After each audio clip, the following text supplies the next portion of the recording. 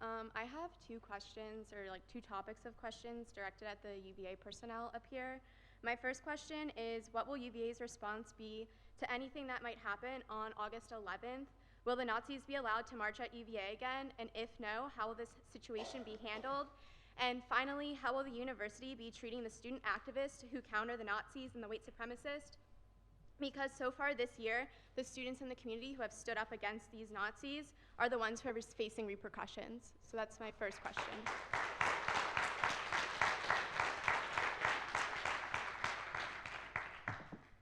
Thank you for your questions. So I'll answer the first one first. Her question was, how will we handle, will folks be allowed to march on campus or on grounds this year?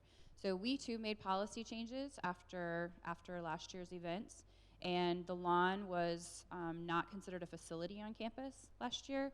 It was just a public space, and it is now considered a facility, and we have a very clear policy that dictates the use of that space. And we will, probably the easiest way for me to sum it up for you is that we're not going to tolerate unlawful assemblies on grounds. We're just not going to tolerate that. And so we will be working with our colleagues and our partners here. We've had conversations about rules of engagement and our thresholds for tolerance, and we have determined that we're not going to tolerate unlawful assemblies. How will folks be treated if they are I think you said even specifically students, if they counter them? So I will tell you this, I'm not part of the police department, but I oversee the police department. And I was a police officer for a long time, and my philosophy on this is very clear, is that we engage in constitutional policing, and we are not driven by subject matter, we're driven by behavior. And so that is what we will be doing. So.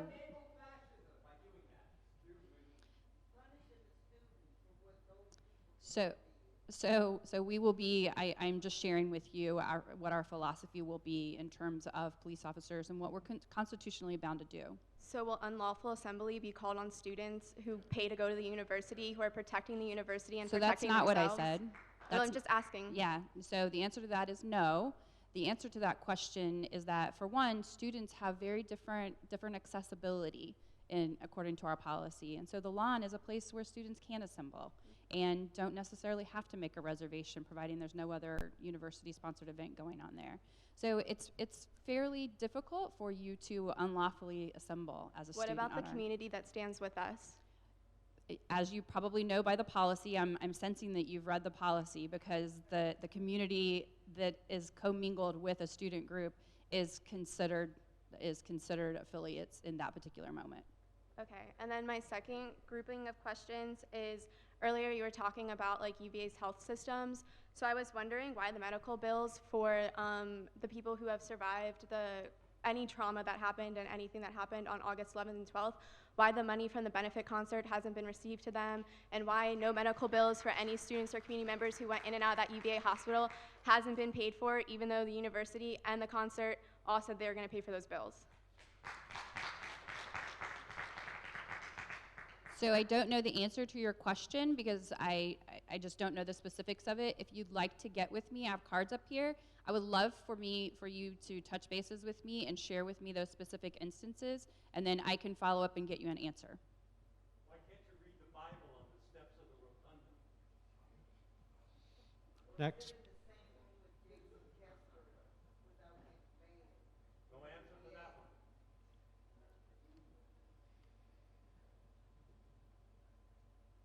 Will you answer them?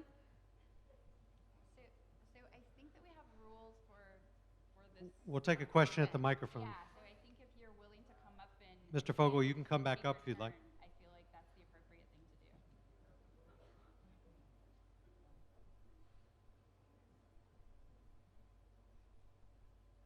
My question precisely was, no reading the Bible on the steps of the rotunda, correct? Or you get arrested. Is that what you're talking about, preventing people from doing? Because that's what you've done so far. So the policy... Oh, the policy uber alles. No. We're talking about justice here. So the policy does not say anything about reading a Bible on the steps of the rotunda. What the policy says is that if you're a non-affiliated individual, and there's a definition of a non-affiliated individual, you can't engage in, you cannot engage in assembly or in public speaking engagements in certain places. There are 7 different spaces on our grounds where you can do that, and there's a process for making making an appointment to do that or for a scheduling time to do it.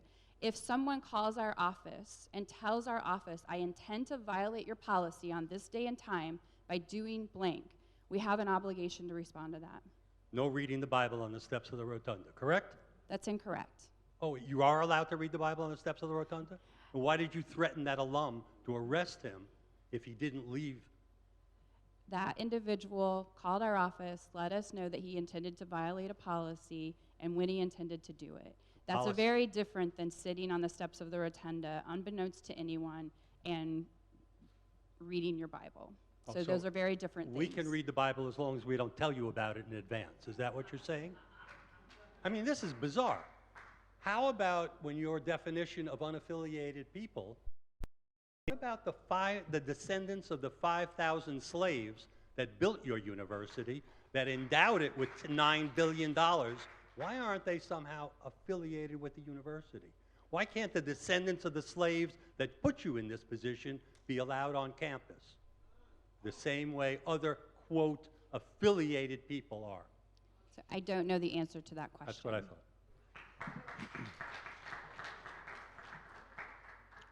Next question. We've got about a half an hour.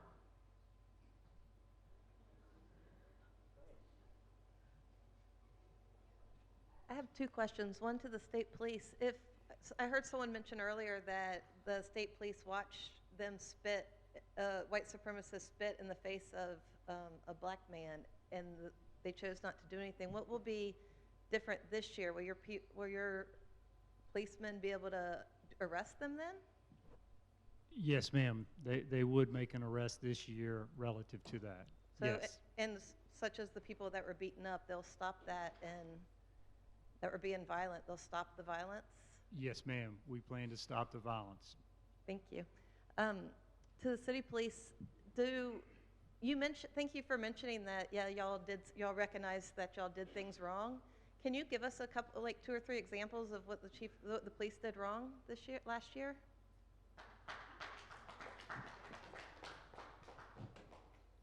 So what I will tell you is what they could have done better. That's not what I'm asking, and I don't even want to know that right now. So I will tell you everything that they said that they could have done better. And again, as many of you have said, you were there, you witnessed it, and I can't speak to what you witnessed. I can only tell you from everything that I've read and that there were gaps in how we could have done things better to excellence. There was huge communication gaps. Interagency communication gaps is what I heard was and what I read was a real issue. There were communication gaps between those planning and the communities in which we serve. Again, that's one of the reasons why we're here and now why we are all constantly meeting with each other.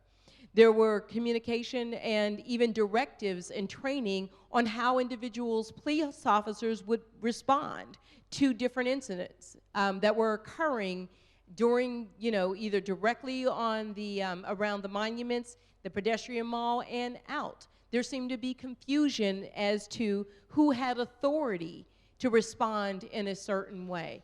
Those were and are addressed as to who has authority. We have a very clear understanding from the top through our emergency management and unified systems as to what the expectations are. And the expectations are that there will not be the type of violence that occurred in this community that occurred last year. The officers are very clear of what their directions are, and that regardless of what anyone's confusion may have occurred or policies that were in existence last year, we are now operating under a unified command around those issues. I have heard repeatedly that police personnel stood by and did nothing and I've said other meetings, that shames me individually and as a profession, that those are the type of words that have to come out of a community's mouth. So I hear you, and those things are being addressed, and those are the gaps that did exist in between what the community expected of us and what they got. If a one of your officers decides to go against you and decides to tear gas non-racist people there, is that something that you will discipline for this time around?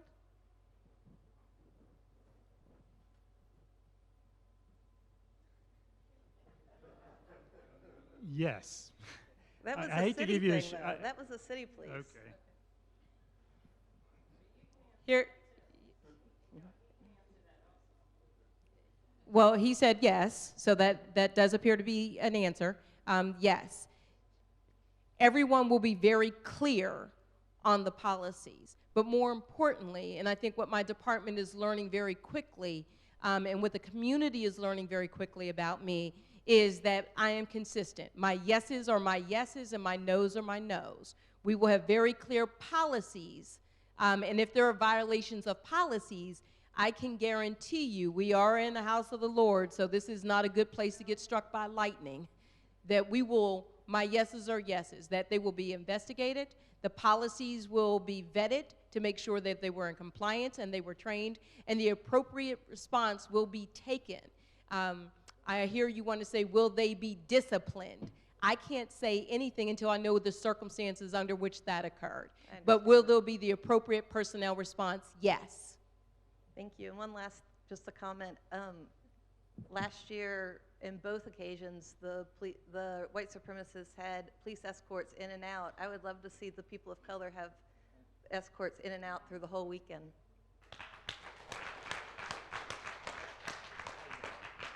Just a real quick one to piggyback on that. Chief Brackney, do we assume that you are in command of all forces that are working that day? Or are you? Not do we assume. Can you please state who is in command on that weekend and all plans leading up to that? Thank you. So I'll let Chief Baxter just finish it. We are under a unified command now in which there is now a very clear directive, because I cannot, you're going to have to wait to hear the answer. I can't work 24 hours a day, right? That means that there has to be the possibility that we all are in this together, and what does a unified command? And it's probably us being negligent, not telling you exactly what a unified command means, so that we can be more thorough in our responses. But yes, I will be very present, working at least 12 to 16-hour days. That's not my question. Yeah, It's not my question. I understand the joint command. Where does the buck stop? Who is responsible for everything that goes on that day? Any action that occurs, whether it's under state police, FBI, whoever is here, city, county, who is ultimately responsible? Chief Baxter, do you want to? Sure. Each agency that's represented in the Unified Command, their personnel that are operating are bound to and held to the policies and procedures for their home agency. The purpose for Unified Command is to recognize that there are so many agencies involved and that we don't know what's going to happen, so that those responses can be coordinated. But each agency head, so if one of my firefighters does something wrong within the incident command framework, and me as a member of Unified Command, whether I'm in there or not, I am ultimately responsible as the fire chief for their behavior. And does that make sense? But for ordering the officers to respond to the actual action, Can you go to the microphone again? Sorry. for the commands that are being given, for all the plans that are being laid out, there has to be one person responsible, ultimately. I understand. There is ultimately someone responsible, but the idea that one person with several hundred responders is going to be able to communicate with an individual officer. I'm not asking that. I'm not asking that. What? I don't understand your question then. The plan originated somewhere. The plan is followed and directed by someone. I understand there's joint command, Last year, I watched different groups of state police responding, because they wanted 12 guys to go here and 3 go there. But whatever happens, whether it's the city manager, if we have one, the police chief, the buck's got to fall on somebody. Someone has to take the responsibility. A joint command, I understand that, understand the workings of it. I appreciate it. I appreciate your earlier comments on being prepared. But I don't hear anybody taking responsibility, which I think would be the city manager or the chief of police, for the ultimate, on the KKK event, it was that Officer Pleasance, was in charge. Then it was someone else. It was back, da-da-da-da-da. Why can no one say, I'm in charge? If you are the chief, are these people not assisting you? I don't understand. So they're not assisting me, they're assisting the entire community. So that's what I can say to you. What I can say is, ultimately, there's going to be someone during some event who will be in charge. But we don't know at what time that may occur. That's what our unified command. You asked, where did the plan originate? The plan originates with all of us sitting here because we're all bringing resources and we're all committed to this. So we all have to see what is the most effective, efficient use of all those resources to meet the goal of ensuring safety and security for the community. So ultimately, the plan is put together by all of us, vetted by all of us, and looked at repeatedly by all of us that are sitting here representing each of the agencies. So if you would like me to say that I am the one who's absolutely in charge, I'm the one who's absolutely, that is not what a unified command does, because then I miss things. I mean, I'm one person with a lot of things going on. That's why you have the other experts who are bringing their resources here to help with that decision-making process. And it may be at a different time what is going on. It may be something that we're responding to that is an easy response, but there may be something that is happening that we have to escalate up to a policy or the decision-making group in the policy. So that's the thing that it may change. If it's a policy issue, that gets escalated up quickly to the city managers and those levels to make that decision so we can do it. I'm not getting an answer. It was simply as in the university where President Sullivan, whoever was president last year, was ultimately responsible. No one at that table, yourself or the city manager's not here, or we don't have one now, whatever. Nobody's actually taking responsibility. So if something happens, who do we blame? Thank y'all, and your comment too. My concern is that there's going to be a lot of law enforcement in Charlottesville, right? And so these groups who are representing the white nationalists and whoever else said they're not going to come with these shields or anything, all right? My question is, how are y'all going to identify these folks? And will there be more arrests this year than last year? Because there's going to be a lot of officers in this community. And my concern is for those folks who are not part of the white nationalists who's going to get arrested or get hit in the head by an officer.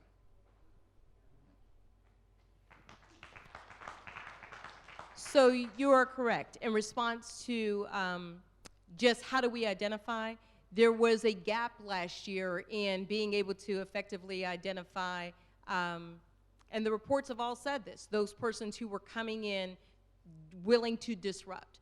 Since then, they have created, and there is a creation within Charlottesville Police Department of an intelligence unit, an intelligence officer, someone who is skilled in those and are working with our national partners around intelligence in the Fusion Center. So there's that ability now to do things and to have a level of expertise that they did not necessarily have before. That is it. Without being able to tell you all the particular planning of it, there are people who will come in groups of 4 or 5 that don't necessarily come in groups of 100. I am absolutely expecting that that's what's going to happen so that people can undermine any court ruling or any sort of permitting that are going. So we will have those kinds of intelligence opportunities available, and then we will have the appropriate level of police response to address those type of individuals that are coming into the community. As will there be more arrests? I can't predict how many arrests that they will make, but I can tell you this, and this is what I keep hearing the community is asking. And please, if there's another way to ask this, and hopefully we can put this to ease. The community is asking, and I do hear you, is are the police going to respond the same way and just leave us there feeling helpless? And because that is what I'm really hearing when we say, are we making arrests and who are we going to protect? I can tell you that the plan is we are not going to allow the type of violence and the type of incidents that occurred. And there's nothing more that I can give to say it any better than that. And I hear your hurt, your pain, your confusion about what happened last year and that struggle to try and reconcile why it did. I hear that with everything in me. Well, you know, the downtown mall is close to a housing complex, right?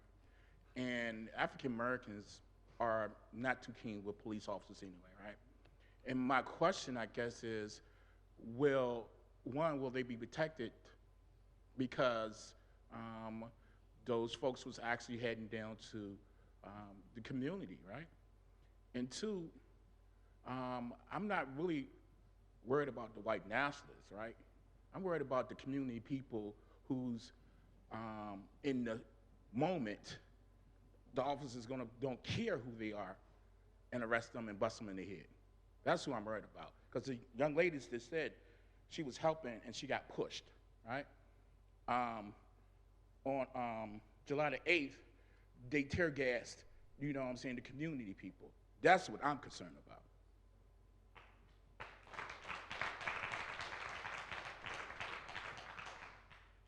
Hello, good evening. My name is Cherry Henley.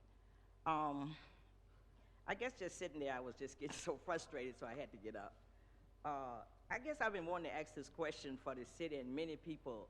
Who is the KKK? Maybe we can get some clarity when we get to understand who the KKK is. For African Americans, it has a whole nother level. And when they come, for example, they went into West Haven. They went into West Haven where the children were. So you're telling that Corey Long and all of us had no right to protect children.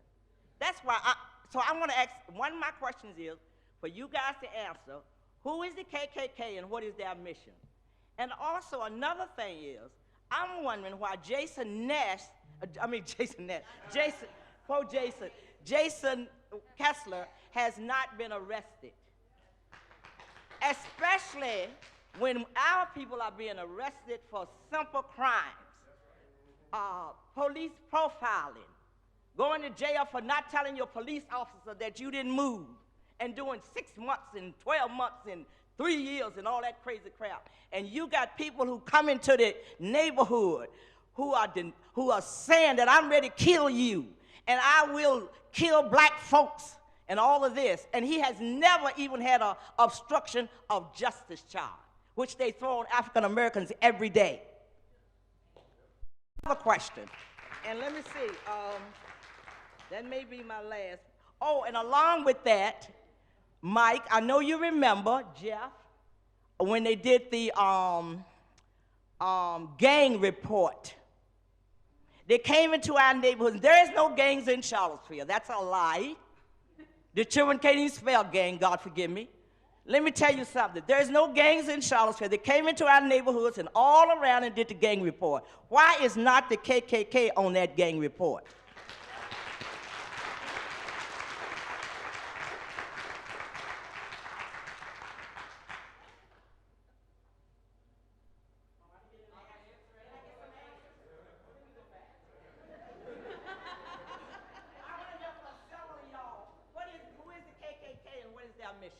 And maybe once we deal with that, we can get down to some truths. Oh, good morning. How about it? So I guess the question is, when you say who is the KKK and what is their mission? What is their mission? What is their purpose? Okay.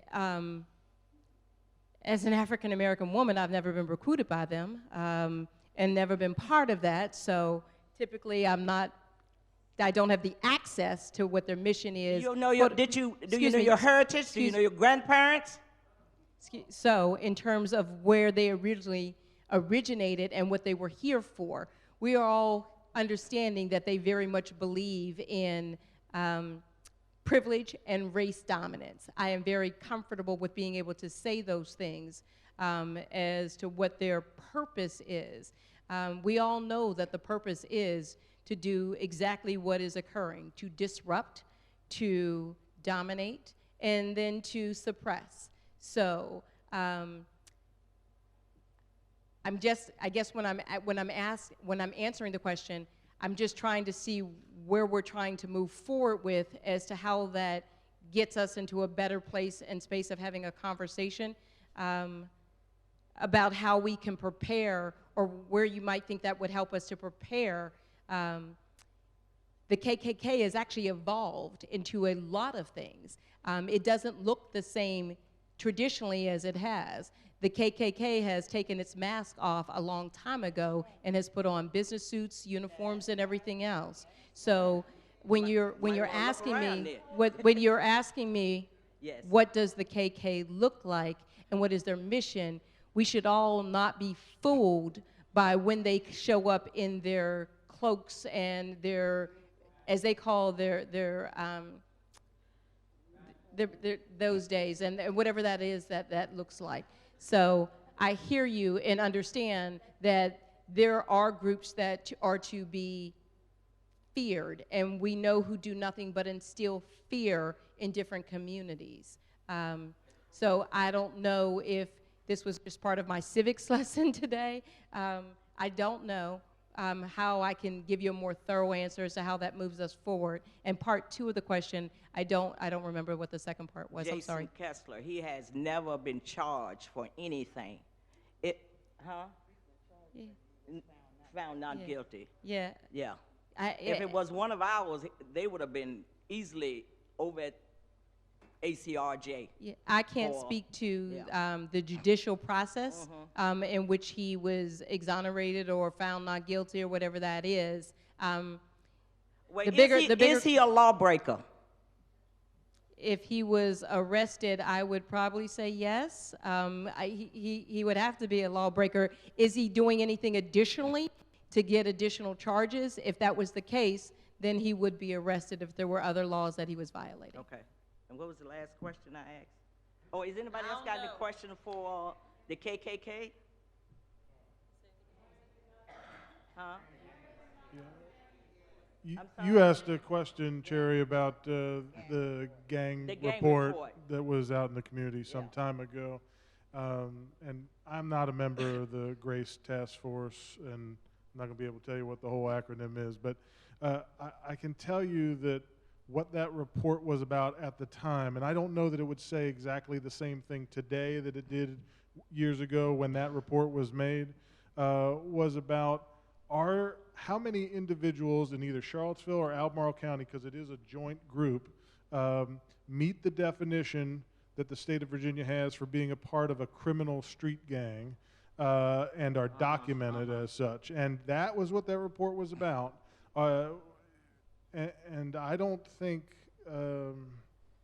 we can say that that's very current information, but I do know that Dr. Bellamy is a part of that group.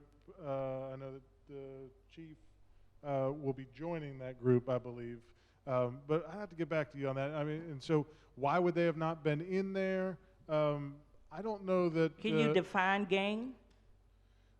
If I was the Commonwealth Attorney, and I don't see Mr. Platania here, I could, but it is a group that exists only for the purpose of criminal enterprise. My case exactly.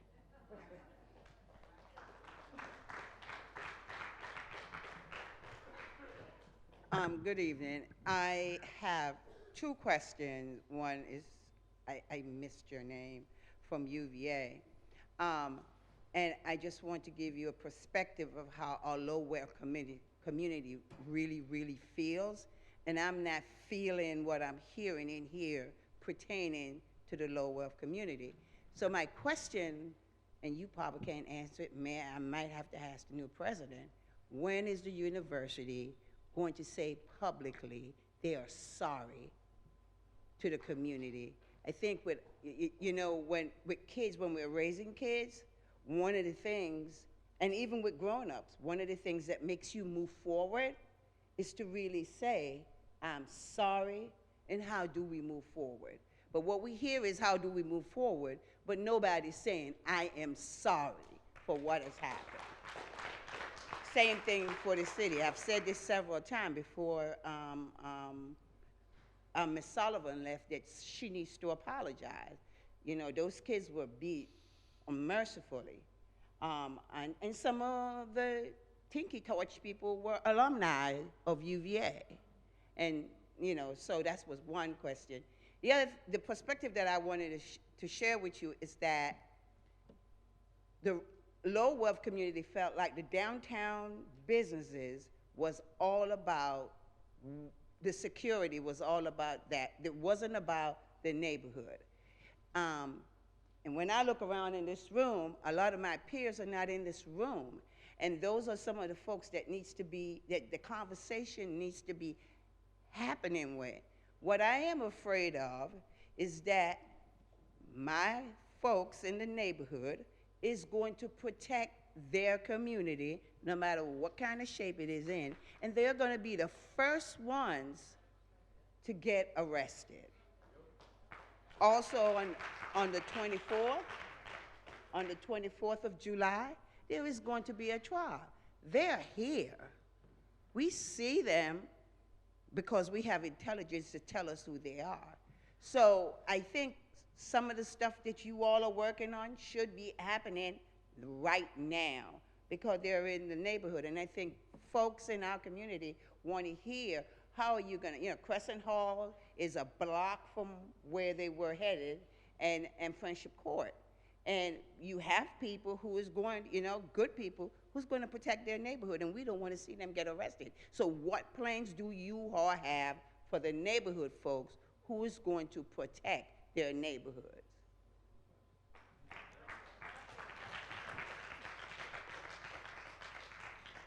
So you're right, we are actually, and I think part of what Chief Baxter started out by saying is, know that we understand that the rest of the community still needs to be served, and there are typically targeted vulnerable populations when there are persons who come in with very limited views about what diversity and inclusion looks like, right?